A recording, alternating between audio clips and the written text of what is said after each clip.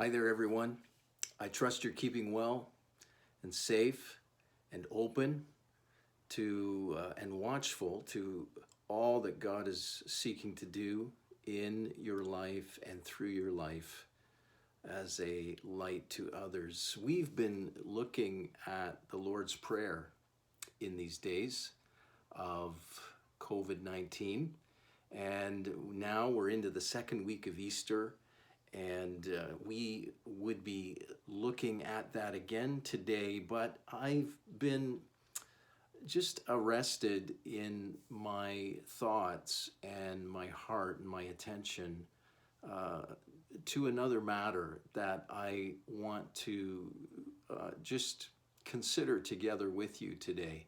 And we'll resume next week with the Lord's Prayer meditations that we've been looking at in these days. Let me ask you a question. Do you feel safe with Jesus? Do you feel safe with Jesus? I think that's a pertinent question for us in these days, especially. I think most of us trust Him enough to take care of us and to provide for us. But do we trust Him enough to ask Him the raw, honest questions that rumble around in our hearts and in our minds, especially in times like this? Jesus is no stranger to hard questions. In fact, He frequently asked them Himself. The Gospels are filled with Jesus asking questions of His hearers. Jesus masterfully used questions to reveal both more of Himself and the heart of the hearer. What often takes place as a result is a deeper knowing and more intimate relationship with Jesus, which is what He desires after all. I'm thinking, for example, of His "Who do you say that I am?" exchange with the disciples that takes place in Mark chapter 8, verses 27 to 29. And I encourage you to read that for yourself and meditate upon it. Or I'm also thinking of His "Do you love me?" exchange and dialogue with Peter in John chapter 21, verses 15 to 17, after Jesus, of course, had risen from the dead. Asking hard questions requires vulnerability for both the asker and for the person being asked. Too often we hide, don't we? We hide behind politeness and we refuse to ask people we love the questions that reveal hearts and even expose darkness. It is the relationship and the deeper knowing that results from such questions that make those questions so vital. Hard questions. And then there's honest questions. The same comfort and healing we experience through asking questions in human relationships is also available to us when we ask God our most honest and hard questions. Jesus, again, leads the way for us in providing an example. I'm thinking, for instance, of Jesus in Gethsemane. "Father, can you somehow take this cup away from me?" In Matthew chapter 26, verses 36 to 46. Again, read it and meditate upon these passages for yourself. Or from the cross, Jesus, "Why have you forsaken me?" In Matthew 27, verses 45 to 59, Jesus expresses loudly and vehemently his fear, his anger, his frustration to God, to the Father. And he does so in the form of questions. Another biblical figure we look to as an example in times of suffering is, of course, Job. Job was full of questions for God, even to the point of questioning his own existence. Why did I not die at birth? Why did I come forth from the womb? Why didn't I come forth and expire? In Job chapter 3 and verse 11. Faith over fear. We hear that a lot these days. It's a common theme in these days of pandemic.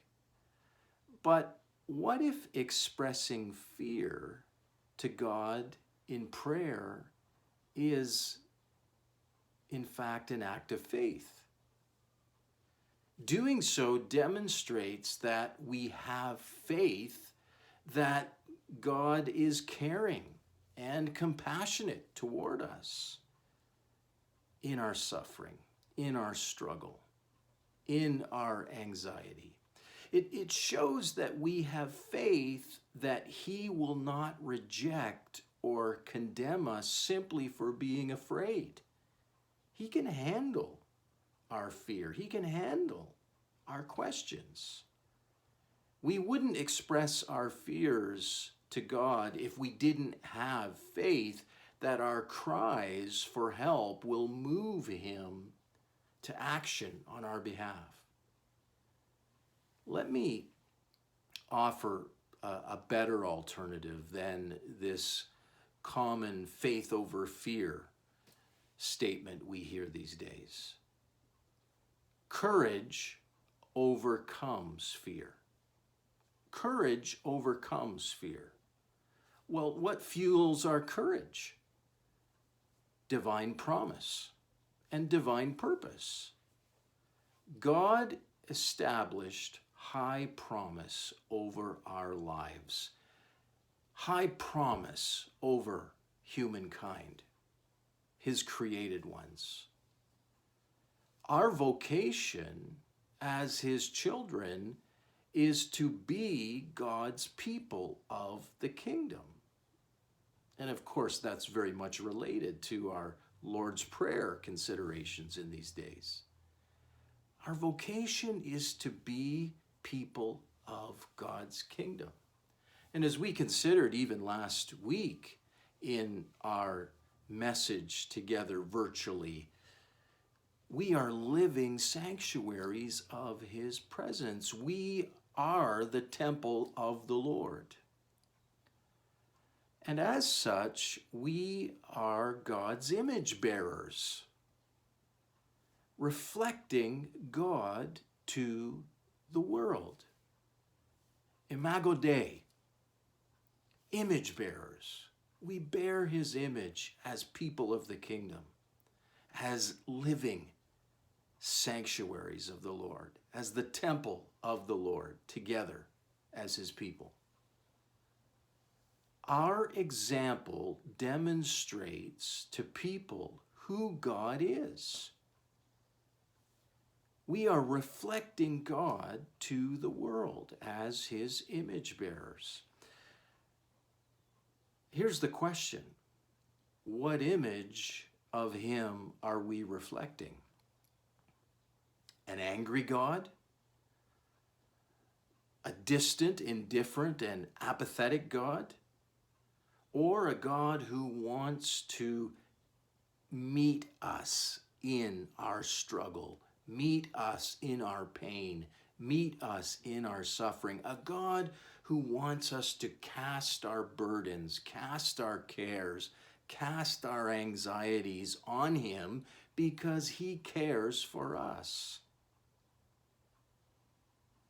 Now more than ever, beloved, now more than ever, we need to show the world the God who is not afraid of our hard questions, who is not afraid to meet us in those questions, to sit with us in those questions, to love on us in those questions and those struggles and those pains. This global pandemic offers us all new and extraordinary opportunities for empathy and a chance to be a safe place, a place of compassion for our neighbors and our friends and our families. Perhaps part of our struggle to be a safe space for others is that we ourselves do not view Jesus as a safe space for our emotions, a safe space to ask him our burning questions. We forget that Jesus too experienced many emotions that we have labeled as negative emotions, like anger and grief and despair and fear and betrayal and loneliness. Jesus experienced and knew all of these firsthand.